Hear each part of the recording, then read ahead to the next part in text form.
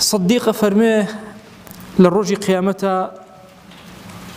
رب العالمين مناديك أن يريها وارك كان أواني لجيانا خلق يان عفو كردوه وهرشتك عفو يان كردو قرنني كسك ده صلاتي هلا إيكي كردو برانبر تو جورك لجورك عفو برانبر بهال بجاردوه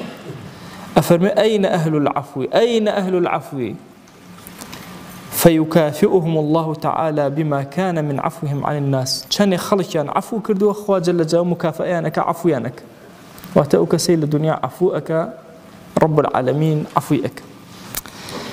لم زمني بيدليا زور قصي أصحاب قرنقة بشكم دلا كان من زندوءك وشكو كلماتك زور قورن إمام صديق أفرمي زور آقاتا لأهل بيتي بيغمبر صلى الله عليه وسلم أفرمي والله أجر خز مكاني خوم هبن لقل قرابتي بيغمبر صلى الله عليه وسلم صلي رحمي أوان زيات الله خز مكاني خوم جيب جيئكم زور ترأسم بولاي أوان كم ترأسم بولاي خز مكاني خوم أو عند احترامي آل بيتي في غنبري صلى الله عليه وسلم للابو طبعا زور قصة كان الشيعة برانبر بإمام أبو بكر رضي الله تعالى عنه لسروي كل قال آل بيتا تندو أوانا والله أم كلمات أنا صحيحاني أو أجينا كان قرابتي في غمر صلى الله عليه وسلم زور قورب بالنسبة إمام أبو بكر أفرميه لقصيك زور عظيم يا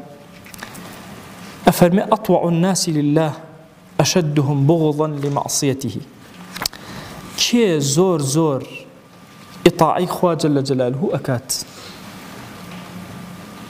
إما دو كسمان هن كسي بارمان هي كسي صديق مان بارو تشاككار أو كسي كتشاككان أكا نيجكا روجو أقري طاعة كانك بس صديق كي كسي كالعصيان خوي أبارز لقناه بويا إمام أبو بكر أفرمي أطوع الناس لله أشدهم بغضا لمعصيته كي زور رقي لقناها كان بويا أولا همكس إطاعي خواي جل جلاله زور تركب بويا هراواني توواز لقناه بيني أبي الرقت لقناه بيت أبي خوت الرام كي لسروي لدلتا رق لقناه بيت لبرابر قناها طبيعي نبي توا أما قصيك زور قوري لصديقه وكدر أشي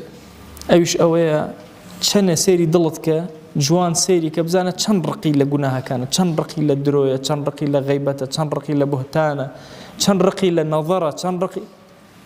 أليرا ودر أشيكا تو كانك إطاعي خواكيت ولا تشبلي كايت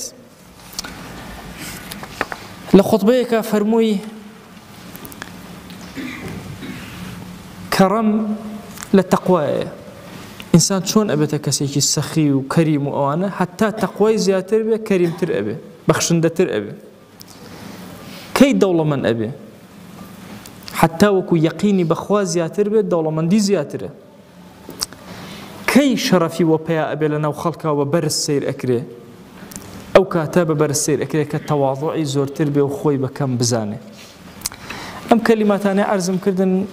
كلماتي زماني أبو بكر الصديق بن كهميان بصحيحي واردا لأبو بكر الصديق رضي الله تعالى عنه